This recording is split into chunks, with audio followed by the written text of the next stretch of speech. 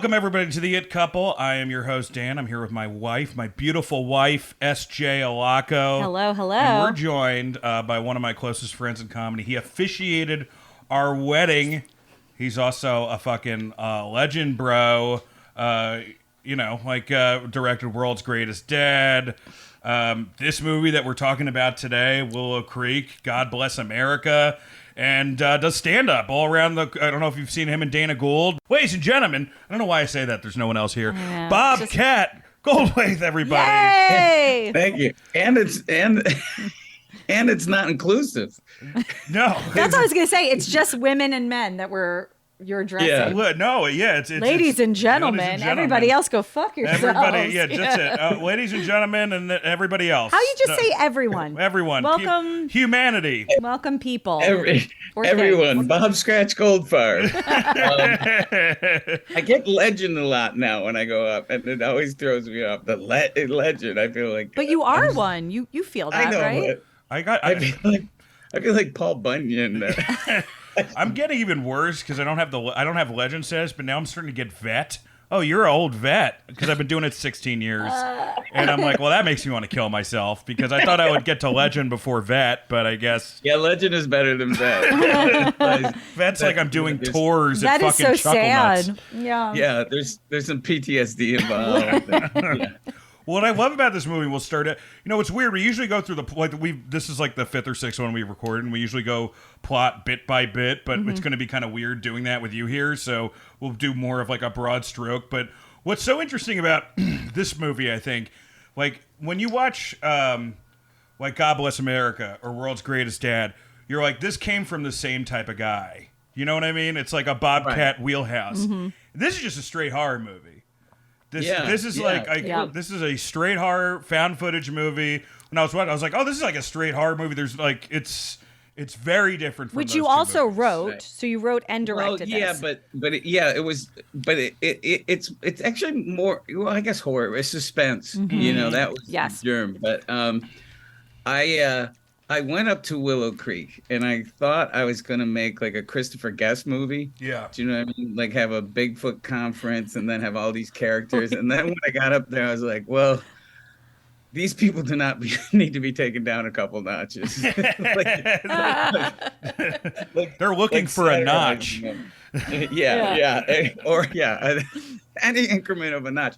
So I went to my first Bigfoot conference. And the Squatchers, they believe that Bigfoot has a flat head, not a pointy head. And this guy had a cardboard cutout of a pointy-headed Bigfoot. And this other guy comes over and he goes, "You disgust me." He seriously said, "You disgust me"? He goes, God. He goes, "Look at that head." Oh my God. I love that there's like a hierarchy too of smarter, cooler, and then the idiots. Yeah, and that's what I thought. I thought like that movie was going to be kind of about faith, you know, because they all have these different versions, you know. The problem with that movie would be that, you know, the thing about Best in Show and Waiting for Guffman is they're all different characters. These are all the same guy. If you did that movie, it's like it's just the same guy. I don't agree. I feel like the people that you interviewed who were actual real humans, these were not actors. Right. Well, you know, except for the park ranger who we love from Deadwood. But I feel like they were some were skeptics and some were true believers. Right. And I think but he's talking about the Bigfoot guys. Like he's talking about like these dudes who like lose. It's like you talk about it in the movie. Like they go and hunt them. The Bigfoot curse, where it's like somebody who'd never stopped not the looking locals. for this thing. Yeah. It's not the locals, but the Squatchers. A lot of camo, and a lot of 50-inch waist stretch pants and jeans. Oh yeah, for sure. So when I got up there, I thought I went back and do you know Joe Lynch, the writer? He does a lot of horror and stuff. I don't know what he did. I don't know. Like U-Turn. Oh yeah, I know U-Turn. Yeah, I love U-Turn. U-Turn's great. So he's like, I come back and I'm talking to him. I go, I really think it should be a found footage movie. But, you know, that's found footage is pretty played out. And he gave me this speech like, no, it's going to be yours. It's going to be a Bobcat Goldthwait found footage movie. And he kind of talked me into doing it. So I love found footage, man. Like Last Exorcism. I was genuinely scared by Blair Witch when I first saw it. Did you see it when it first came out? Yeah. I saw it in the theaters. It's just look. It's like it's not like you're not going to be able to. The thing with fan footage, you're not going to be able to be an auteur. Like there's only so much. You have to follow the mode. At some point, it has to feel like like someone's filming it. Right. And if you don't do that, when you start doing shots that they wouldn't have, or when you start getting it too choppy, it ends up taking you out, and it ruins the thing that made Blair Witch so amazing. So once I decided to pull the trigger on this, I on purpose didn't go back and watch it because I didn't want to be influenced. And then lo and behold, when I got done, we had shot scenes that were really similar to that got cut out. I was like, oh my God, like at one point, Lexie's character is saying goodbye to her family in tears. Oh, that is that scene verbatim. Yeah. Yeah. And it was a scene she riffed, but it had to hit the floor. It was a shame because it was really good, but it was too on the But note. at the end of Cloverfield, which is found footage, it's like those two saying "I love you" to each other. It's like that beat has to be in there, in some ways. Yeah. I don't know if it does though, because I feel like if you're really being chased, which they are in the end, like he gets it first, and then you hear her because he's already dead. Like she doesn't even have a chance to be like, "I love you." It's like, holy fucking shit, let's run. Like I don't think I'd be like, "I love you, Dan." Well, you're dead. I mean, I don't know. One of the questions I have for you is if they survive. They clearly don't survive this. Well, one of them does, maybe in a horrible state. But like they would have broken up, right? This was the beginning of a total breakup. This whole movie. It's his folly, and later on, people said it was about emasculating the male being emasculated, and then you think about it, it's like he proposes, and he is kind of, it just continually. It might be that might be what that movie. I don't think so, man, because it's like you don't feel sorry. You feel sorry for her.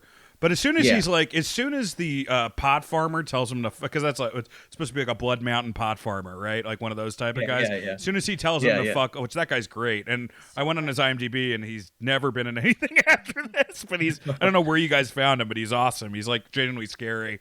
But then as soon as he decides to go through another way into the woods, or he's like, oh, fuck that guy another way, and you completely lose sympathy for him. You're like, I don't care if, you're like, oh, this guy, I hope the girl's okay, but this guy totally fucking bought into this. His blindness, which was like mine, by the way, when we're making the movie. So we hiked in. It's a 2-hour drive down a dirt road to get to where the Patterson-Gimlin footage was shot, and that's where we shot the movie. Wow. So then you hike in, and there's no cell reception. It is like a classic horror film, but like I was Bryce, who's the lead in the she does a great job. He Bryce Johnson and Alexie Gilmore, those are the two. Great. And they had never met, and they met in the car when we drove the 11 hours up there. And then we discussed what we thought their characters would be. They'll tell you that it was a 12-page outline. I think it was a 20-page outline. But it's interesting because there was a scripted scene, and that scene at the beginning where he does the intro and he keeps screwing up and she keeps correcting and she's filming it. That was pretty scripted. That kind of established who they were. And then after that, so much of the stuff was just those two, like me laying in the back of the car going, well, what would happen if you said, and then they would just ad-lib scenes. And so I can't take credit for this. This is why I can't, this is why I'm not a great actor, because I would just start laughing. If there's like a director behind me, like telling me be sweeter with her, I would just start laughing. Can't even role play. Like we tried once to role play. We tried to be other people at a hotel once, meeting each other for the first time, and we just started fucking laughing. Like you want to just fuck in the bathroom as us. We introduced ourselves as ourselves. Like we didn't even make up a name. I forget. This is what it is. This is why I started laughing. I'm like, what do you do for a living? And she said cybersecurity, and I just started losing my shit. I was like, how did you pick that as the least sexy job in America? I think it's so sexy. Oh my god. You're a spy. Oh my god. And we were in a hotel bar in Union Square. We went to a hotel bar. I could never do it. Yeah, no. So are you a Bigfoot guy though? Do you believe there's any chance this is? I would love to live in a world where there's an 800-pound wood ape Yeah. walking around. So I've been squatching a lot, but Yeah. oh, I was saying about how it was my folly because like those guys would be driving over cliffs and I'm like, do that line again. And they're like trying to stay on the fucking road. And Oh, then Jesus they Christ. found, Oh shit. we saw 2 mountain lions while we were filming. Oh my God. So in the tent scene, oh, by the way, spoiler, Yeah. I'm Bigfoot. Yes, I looked it up. You do all the voices. You do all the Yeah, sounds. Holy but shit. we did that live. I actually, and I don't know if, sometimes I think, I don't know if anyone's ever caught this. The whole movie's mono because it's being shot by the video camera. But when we go to that scene in the tent, it's the only stereo scene in the movie. And I've watched it in theaters where people start looking around. So that was cool. But we did it where there was multiple people all the way around the tent, really far away. And had walkie-talkies. And then I would give a signal. And then one of us would approach the tent or one of us would do something weird, and they didn't know what was coming with the tent. Like I did throw a rock, and afterwards they were kind of mad. But like, Yeah, did you tell? Like that's another question I have. Did you tell them the stuff you were gonna do, or were you just kind of like Cooper King it, fucking with them the whole time? Yeah, and it would mix it up, and that's the. Did they actually get pissed at times? Maybe frustrated. Bryce got mad twice at me. Once when we got off the mountain. I thought he was going to kill me because it was like it was really dangerous. And then the first take in the tent, his character started crying, and we had just seen a mountain lion, and he goes, I go, hey, that was really good, Bryce. I don't think you would cry, and he goes. I don't think your character would cry. He's like, my character's not crying. I'm crying. Why the fuck are we doing this? We could do this in the parking lot at the hotel. It's inside a tent. No one knows where the fuck he's not wrong. He's not wrong. I go, that's right. Use that intensity. Just don't cry. Let's go again. And so the second take, we did 3 takes of that. And the second take is the one that's in the movie. The third take, it was interesting. They were just exhausted and kind of just, the performance was like, fucking kill me, Sasquatch. I'm so done. But that's kind of what you need by the end of it, right? Where it's fuck it. But I think in that second take, they hit all the different, like, it's like Dr. Kubler-Ross almost, denial and then eventually acceptance. And, but yeah, I was proud of that scene. The camera doesn't move. I didn't want to do, the problem with found footage is there, in a movie, there's usually 1,600 or more cuts edits, probably a lot more now in a movie. And in this movie, there's only 67 edits in the whole film. Oh, wow. The problem I have with found footage is like, who found this footage and said, hey, I'm sorry your family got raped and killed, but I think there's a tremendous picture here if we edit. I'll answer that. Anyone in Hollywood Exactly. who wants to make money. and then they'll wrap it in. Well, it's a tribute to the victims. Right. That's how it always is. Like that's what Ryan Murphy said about the Dahmer thing. It's a tribute to the victims, and I'm like, you sure? Yeah. I don't know. Yeah, Dahmer's had a great year. Two Netflix series, and I can't get a special. Man, I'm trying to get on the Manhattan Village network at this point. My question too is like, is this the big debate, of course, online is like, is it an actual Bigfoot? But you and I have talked about this before, and it seems like more of like an Elizabeth Smart type thing, where it's like some crazy backwoods guy. Is it like a mix of a monster and a crazy backwoods guy stealing him? I kind of leave it up to people, but the fact that she's missing in the diner, you see her that's the same woman that you see at the end of the film. So it's kind of implied. And then there's very brave nudity, by the way. Wait, wasn't she also the casting director of the film? Exactly. Because she could not find somebody to be naked, to drop the laundry out in the woods.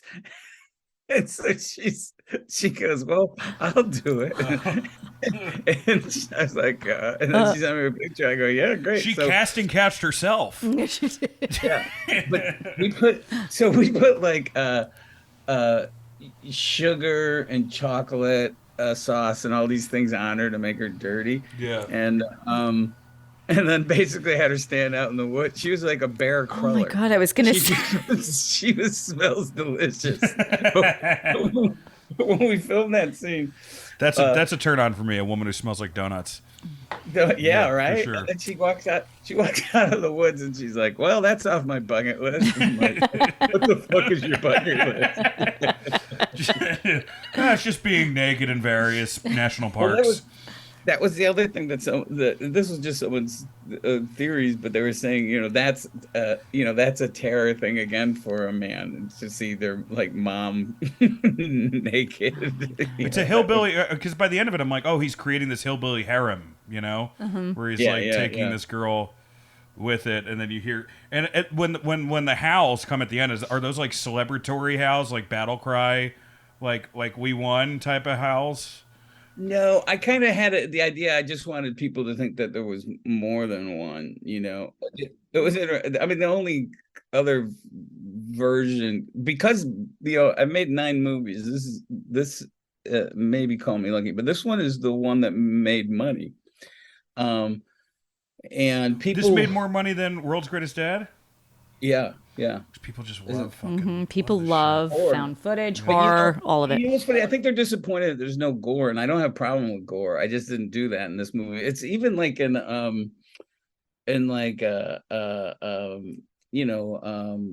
Rosemary's Baby. That split second when I see the devil, I'm like, that's because like in your head you have a scarier version, and it's a weird Babes in Toyland devil too. It does. It doesn't feel like the devil. It just feels like what they thought the devil was in the 30s or something. I don't know. Yeah. Yeah, I like that we don't see Bigfoot at all. Yeah, and that's why I just wanted to leave it to people. But to do, I've written gory movies, and I'd love to do one sometime. But God Bless America is way gorier than this movie. Yeah, for sure. What's funny, when you shoot people, when you have blood, when you have squibs going off and knives and things, and it gets really silly and super fun on a set. Like it's like the energy, everybody's like, it's so excited. I can't explain it. It's like people hiding to jump out and yell surprise at a birthday party. Like everybody's so excited. That's fun. And everybody's so concentrated on making sure all the things work, and it's like Halloween and a birthday, and it's believe it or not, it's really fun. I have two acting goals: is to be murdered in a movie and to be in one of those true crime reenactments on ID Discovery. Oh, that's easy. You could do that. Yeah. Very very attainable acting goals, actually. I always think that I'm going to end up directing those, or how to put on your mask in an airplane. Isn't that how Robert Altman got started with all these industrial movies, right? Oh, really? Yeah. Well, I don't know the person's name, but the Carnival of Souls, they did that in Lawrence, Kansas, and then in Iowa, I think, and that was a company that's what they did. They did industrial movies and school movies. Wow. And they went out and made Carnival of Souls. But yeah, I kind of always loved Bigfoot. I wanted to make a Bigfoot movie. I don't know if I'd even go back to where we shot it, because it is really sketchy now. Dude, where'd you? Because wait, hold on. I want to hear why it's sketchy. Oh no, because of like cartels are now moved in because of all the weed, growing there. But and the last time I was up there, a woman did go missing in the woods. So it was like, whoa, this is scary. This is at Six Rivers National Park. This is actually where it was filmed, or no? It's Bluff Creek, which is it's by Willow Creek. Willow Creek gets all the for some reason that's the Bigfoot. It was really funny. There's a huge Bigfoot museum that we shot some stuff, and I mean it's the town's. It's like Roswell. Yeah. It's exactly it, and they didn't give us releases. They were playing hardball. It's so funny. But I love that. So I wasn't trying to like punk people, but I also thought if I told them where their interviews fit in, I was afraid they'd start acting. Mm-hmm. Right. So, like the woman who runs the travel center, She's real. I loved her because at one point she just walked off. She just had enough of bullshit. She just walked off. She also did not believe in Bigfoot. Yeah. Like she was like, yeah. Yeah, you can't. At the visitor center was like, it's not real. When that happens, there's no SAG rep to call. You know, she's just done for the day. Yeah. Well, it's also like, welcome to Detroit. No, I don't like cars. I don't believe in the automotive industry. Well, God, 80% of Rotten Tomatoes is just like huge for a horror movie. Huge. My question, like, how many times? Because I've actually done that as a stand-up comic. I've gone from like L.A. to Santa Cruz to San Fran to Humboldt. I did like a tour, and when I was in Humboldt, man, and I was performing there, I mean, there were plenty of people that reminded me of the people that killed the guys at the end of it. Like, there was times that, like, I'm like, I think I performed for them at least once. At the very, you know. It's a really weird type of person. I mean, it's not like going down south and dealing with hillbillies. It seems like a lot of people who don't want to be found. Oh my God. Yeah. A lot of leave no trace guys. Yeah. When we showed it in up there in Arcadia, right? Mm-hmm. Yeah, that big. And it's all Sasquatch people in the audience, and my ex-wife, she goes, "These people are crazy. What are you gonna say?" And I get up there and I go, "This is the year we find Sasquatch. There's too much DNA out there." There we go. You played right into it. Cheered. Yeah, that's all you need to do. I walk off and she goes, "You're a fucking idiot." That was a great move. Yeah. That was a great move. You're like, well, this couple is us. That's why I did this movie. You throw that. Well, it was later on. I was like, oh my God, this is 100% us. Oh, seriously? Was it like where you think you were writing your shit into it? But that's always the case. Like after I made the movie, Sarah and I, my wife at the time, is like, she was like, yes, of course it's you and me. I was like, oh, okay. But that happens at every movie, like when we did World's Greatest Dad about a week in, Robin's like, oh, he's like, oh, so I'm playing you, huh? And I was like, no. And my daughter and wife, they're going behind me. And Joel did the same thing during, Joel Murray did the same thing during God Bless America. Oh, that's definitely a version of you in that. Yeah, at some points he's wearing my clothes, Joel. Yeah, that one I could tell for sure. Yeah, man, and there's definitely parts of this movie where like I could see torpedoing my marriage in this type of way, where I was like, "Hey, hon, let's go see where Ted Kaczynski wrote his first," and then just her like being like, "That's it. I've had enough. I've had enough." That's the difference between guys a marriage ending. I feel like like if you're dating someone, you're leaving because you're like, oh, I'm feeling something for someone else, or I'm not grown yet. But marriage is just, I'm done with this. We're out. I am done with this. This incarnation of a relationship. I am fucking done. Yeah, I am a sponge. I can't absorb anymore of your bullshit. I feel like also Dan and I, when we got married, we were newlyweds throughout COVID. And we knew so many people that had been together longer than us that were splitting up, or, you know what I mean? It made you reevaluate like who you were with. So I think when you're forced into a situation that's not natural, or like one of you wants to be part of it and then the other one doesn't, that can obviously make or break. And for us, it helped. This will destroy us. This podcast will ruin our marriage. This actually may be the end. Yeah. This is our. But that's how Nora and I felt the same thing. Like when we made it through COVID, we were like, "Hey, I guess we're gonna do this. We're still together." I mean, we bought a house that we saw online we never had been into, and it's all woods. So I am turning into the Squatch. It's a dead end street, and the guy at the end of the street had a Sasquatch, like a 8-foot Sasquatch statue, and a sign that said, a really bitchy sign about not turning around in his driveway. And I was like, oh, I've found my people. But yeah, I when I went up there, man, I bought a bunch of Bigfoot stuff. I love all that shit, man. I love all that kitschy.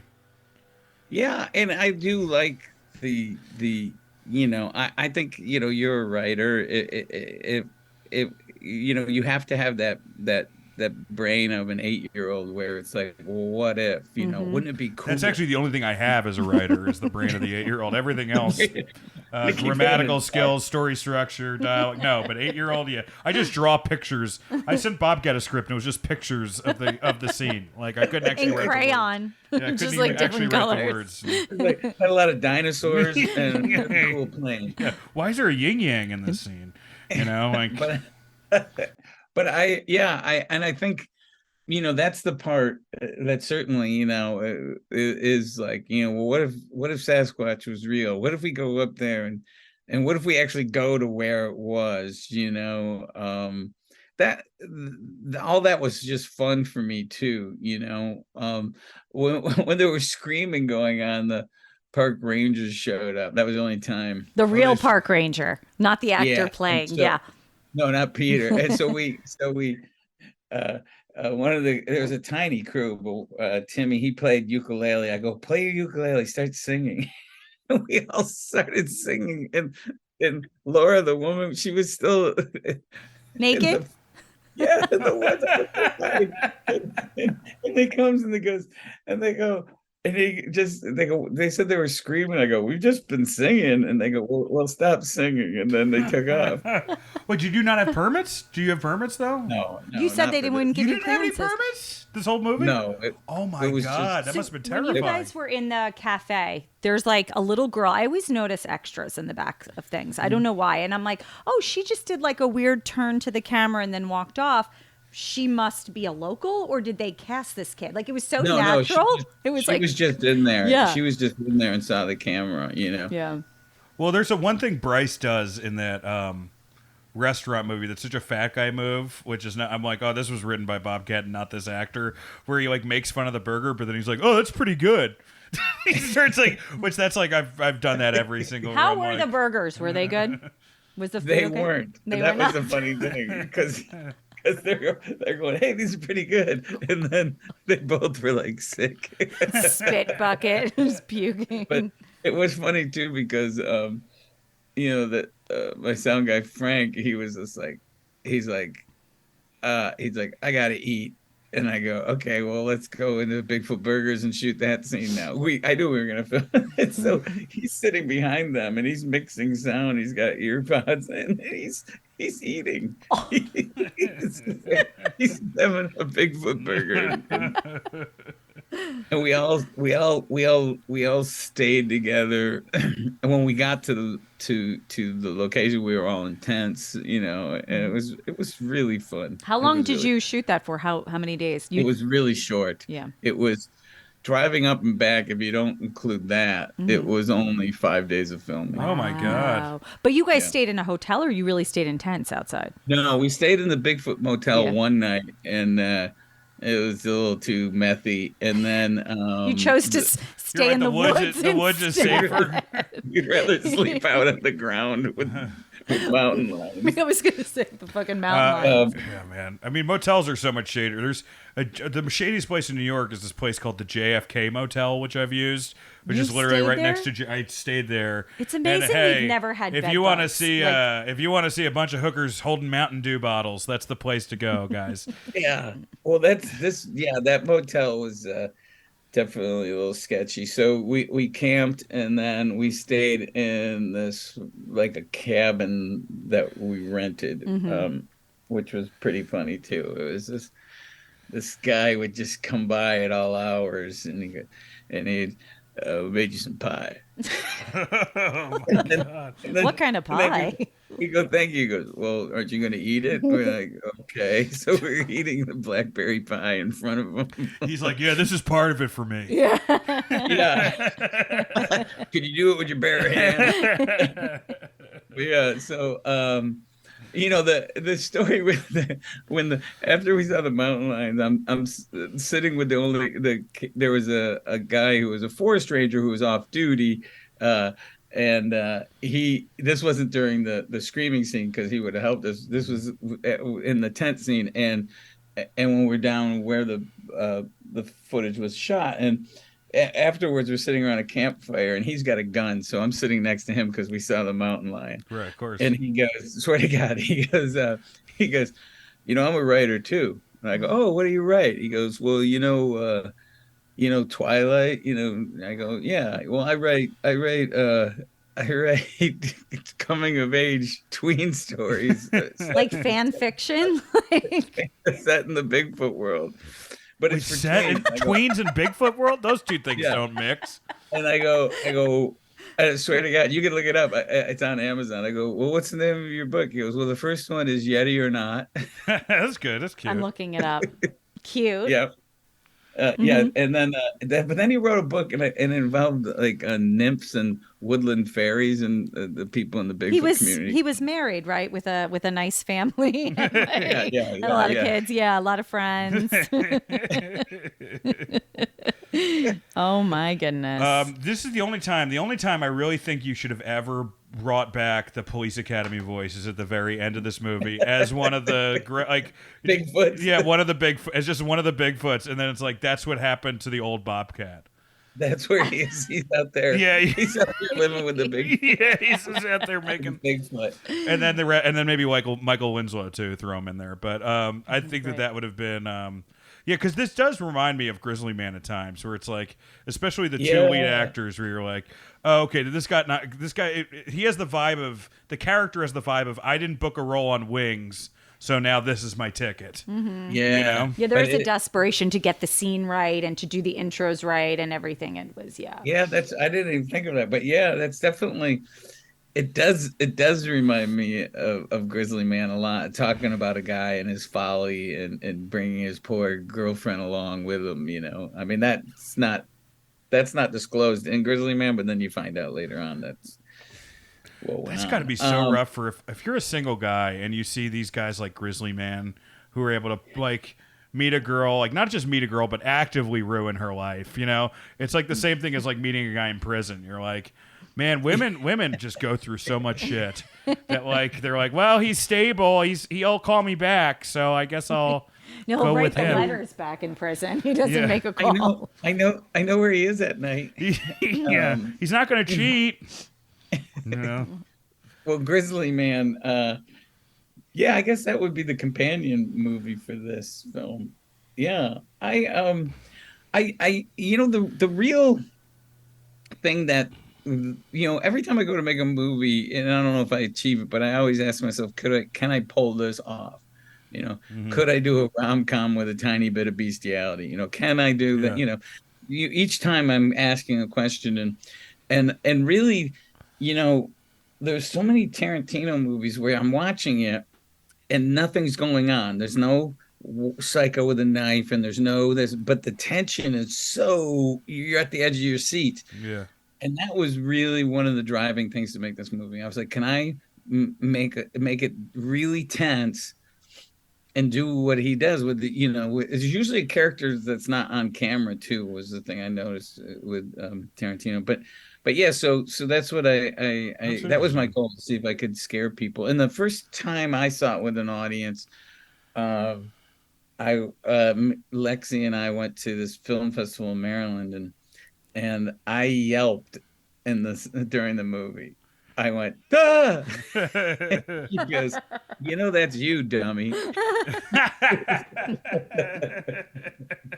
See, but that happens to me when I wake up in the morning. I will go, oh shit, oh my God, that's me. It wasn't a dream. Oh no. This Bucky Sinister guy who plays the weird humble dude, where did you get him? Well, Bucky's he's a friend, comedian, he's a poet. Actually. I didn't know that. He was great. He's scary, man. He's so good. So he came up, and he's a really big guy, and he has one of those smart cars, those little tiny cars. Yeah.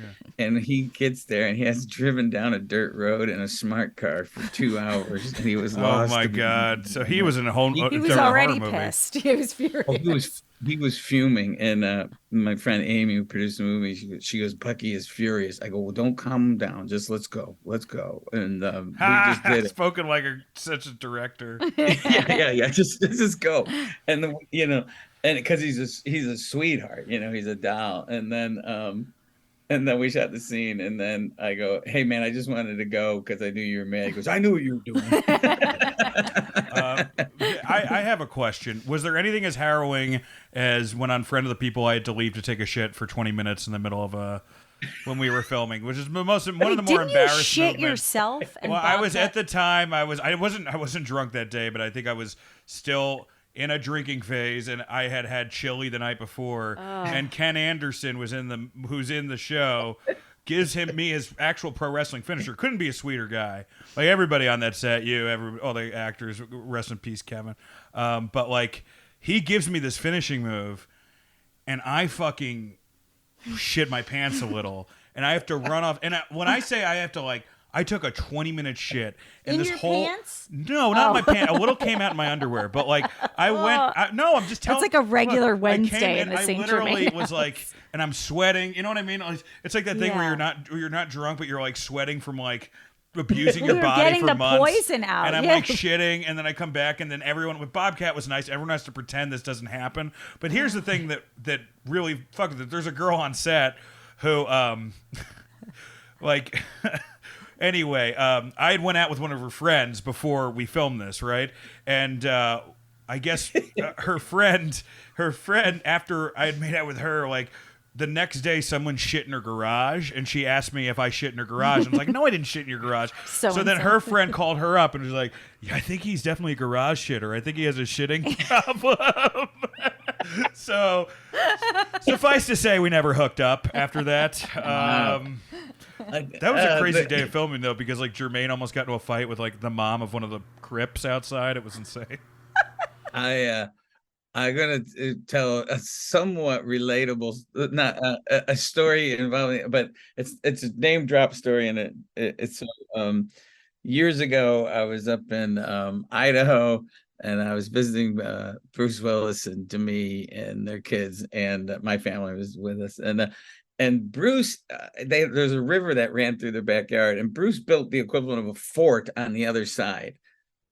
Built it like a little shed that he could go and escape, and he said, "Yeah, one night I slept out in here, and a river rat ran across my chest, and Die Hard shit his pants." That's so fucking nasty. The fact that he called himself Die Hard, I really fucking love you guys. And Oh my Die God. Hard shit his pants. I think if I woke up with a rat on my chest, I would fucking shit. My ex-girlfriend, one of my places, one horrible place I stayed at.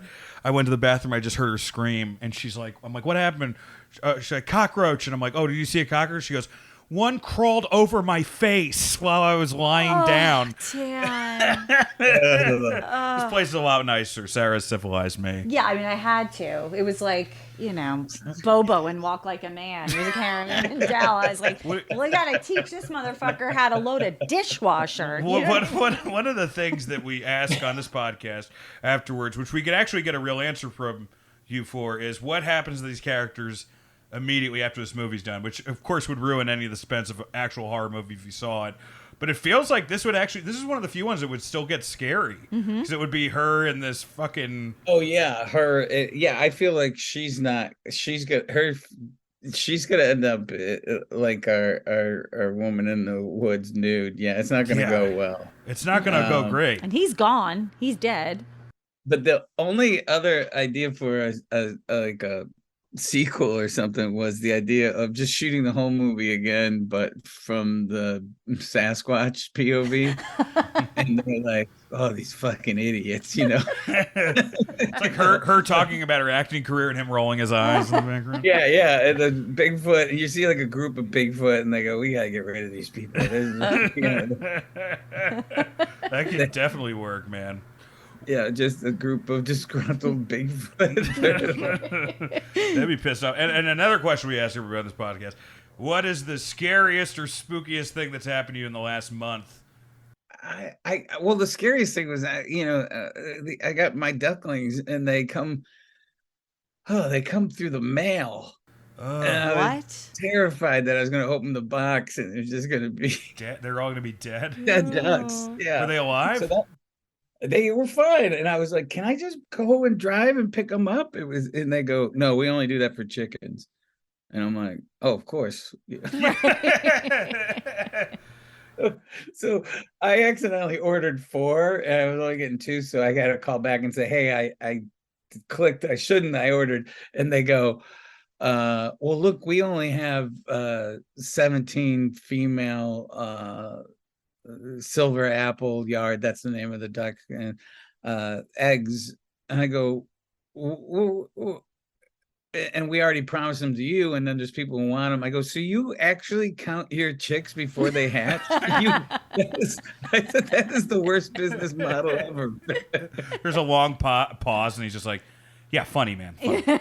Yeah, that's the first time I heard that. Yeah, he's so pissed off, just like, he's like, another fucking chickens before the hat joke. You know, I'm about a foot and a half in bird shit right now. I don't. So is this because it's like, it's one thing to piss, you know, when I realized, like, it's one thing to piss actors off as a director. You were actually not pissing them off as director. You were pissing them, you were a great director, but a shitty wilderness guide. Yeah. You were like putting him in the, like, in the proximity of mountain lions. Yeah.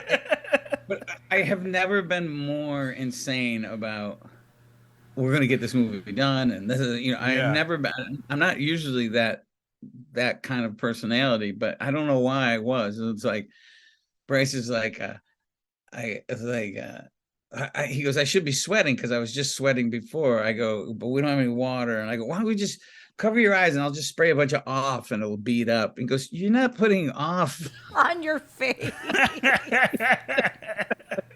Did you guys have like a park ranger? Oh, you had that park ranger for a little bit, but did you have? But like he was only there. Like he was only there for one night, the night in the tent scene where the mountain lion showed up. But the rest of the time we were kind of on our own. At least we did talk to enough people who were in the Bigfoot community that gave us the directions to where to go and all this stuff, because they don't really want people trouncing around there on the Patterson-Gimlin footage site. Yeah, I imagine. And that Patterson-Gimlin site is total bullshit, right? I mean, from everything I've read, but I don't know, Dan. Some people would say it's real. You're insulting. I don't want to get you in trouble. Yeah, would you ask Spielberg if aliens are real? It's like the equivalent of asking Trump is he's vaccinated. You invest this Bigfoot thing. You're like, I don't want to hurt my demo here. I know my target audience. It's real if you believe it, folks. But that was awesome, Bobcat. Thank you so much for talking with us about so this. So good to see hopefully, you. when are you in New York next? We should meet up. I don't have anything yet. Maybe like in November. All right, cool. The winery. Less of an animal now. Tell us what's you want to we're going to be here. And Pretty Good Friends Records. You can get my album Soldier for Christ. Wait a minute. I have a question. How many people have gotten this fucking thing and been furious? Because because they think it's something else. How many psychos have just been like, I am a soldier for Christ? I hope they do. That happened a lot on World's Greatest Dad. You know, the packaging, it's got Robin Williams in big red font. World's Greatest Dad, and a lot of upset families. Oh, really? Oh, that's awesome. Oh, yeah. It's Mork, and it's a family comedy. Mrs. Doubtfire. Mrs. Doubtfire wouldn't stare us wrong. Yeah, that happened quite a bit. Oh, well, dude, thank you so much for doing this, and send our love to Nora. Yes, please, and the ducks. And the ducks. Yeah. Let me know how the ducks Nancy. go.